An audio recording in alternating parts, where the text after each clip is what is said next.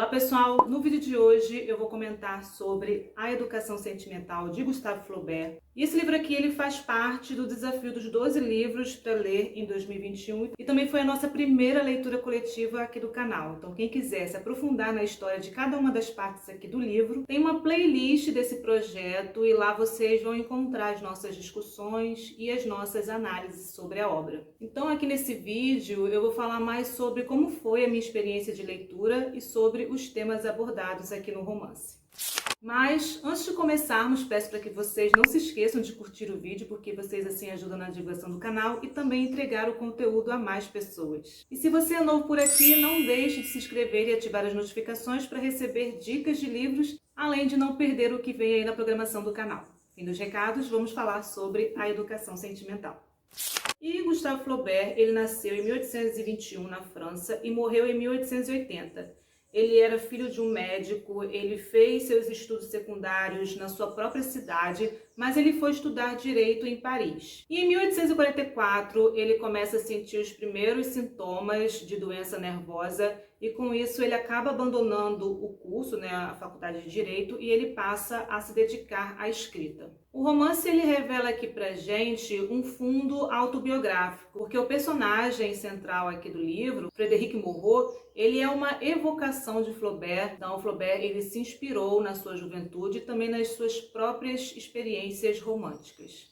Eu fiquei impressionada aqui com a história, com a escrita do Flaubert, a maneira como ele mistura ficção com os fatos históricos, e o que ele faz aqui é genial. O livro ele tem 560 páginas, eu li nessa edição da Penguin e Companhia e conta com a tradução e nota de Rosa Freire de Aguiar e prefácio de Maria Rita Kell. Com relação à estrutura do livro, ele está dividido em 3 partes, e cada parte ela está dividida em capítulos. E a maioria desses capítulos eles são curtos, tirando um ou outro, então a gente fica com aquela impressão de que a leitura ela está passando rápido. Além disso, a leitura para mim ela ficou mais dinâmica pelos próprios acontecimentos em si, porque eu queria acompanhar o desenrolar da história, saber o que ia acontecer com os personagens. Mas também é uma leitura que requer atenção por parte do leitor, pelo contexto histórico e também para poder entender a época de cada uma dessas partes. Eu aprendi muito com essa leitura porque foi um livro que me levou a fazer pesquisas, principalmente com relação às questões históricas envolvidas aqui na obra. E além disso, a gente fez leitura coletiva desse livro aqui no canal, que enriquece ainda mais a leitura com as trocas. Isso amplia as nossas discussões e foi uma experiência marcante. A história aqui do livro, ela se passa entre os anos de 1840 até 1867, um período que a França ela passa por grandes transformações, é um período de turbulência e instabilidade política, de efervescência social e tem como pano de fundo histórico a Revolução de 1848 e também a disputa pelo poder entre monarquistas, imperialistas e republicanos. O romance ele começa numa monarquia, depois a gente acompanha aqui a classe trabalhadora juntamente com os burgueses se unindo numa revolta contra o rei Luís Filipe, porque era um tipo de governo que não atendia aos interesses dessas classes sociais. Na verdade, ele atendia somente aos interesses da alta sociedade francesa e eles tinham muitos privilégios. Então aqui a gente vai acompanhar o momento que acontece a Revolução de 1848 e como consequência dessa revolução a queda do rei, ou seja, a queda da monarquia e também a instauração da Segunda República.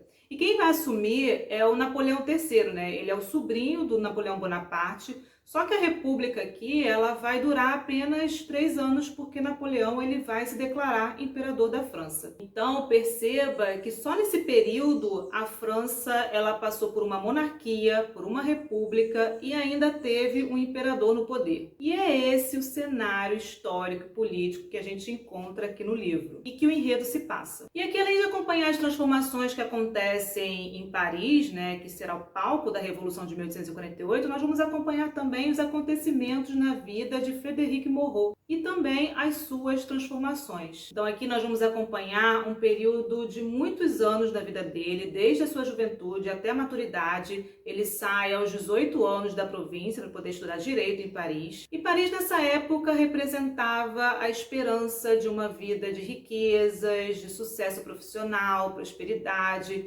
Então ele deixa a província com muitos sonhos, com muitas expectativas de viver uma vida grandiosa. E também ele tinha muitas aspirações românticas. Ele queria viver um grande amor. Só que quando o Frédéric ele chega em Paris, ele percebe que a vida ali, que a realidade, ela é muito mais difícil, muito mais desafiadora que ele pensava, porque de acordo com as situações que ele vai vivenciando ali, conforme ele vai conhecendo cada segmento daquela sociedade, aquele mundo que antes ele idealizava vai sendo desmistificado, e ele acaba sofrendo muitas desilusões e muitas decepções. A busca pelo amor é um tema que permeia aqui a vida de Frédéric. Assim que ele embarca no navio, ele encontra a senhora Arnaud e será amor à primeira vista. Mas ela é uma mulher casada, ela não podia corresponder a essa paixão e ele passa todo o livro perseguindo esse amor. Um amor que chega a ser doentio, porque ele vive em função da senhora Arnaud toda a sua vida, as suas decisões, elas eram tomadas em função da senhora Arnaud. E ao longo de um período de 30 anos, Frédéric sonha, deseja, planeja conquistar a senhora Arnaud. E para isso ele está decidido a entrar na vida dessa família, ele faz amizade com o marido dela, frequenta a casa dela, a família, os negócios, tudo isso para ficar perto dela. Então eles acreditam em suas boas intenções, passam a confiar nele, mas na verdade ele só está ali tentando conquistar a senhora Arnaud. E o marido dela, o senhor Arnaud, não tem como a gente se simpatizar por ele, porque ele é um traidor e também um trapaceiro. Então aqui no livro a gente acompanha como a vivência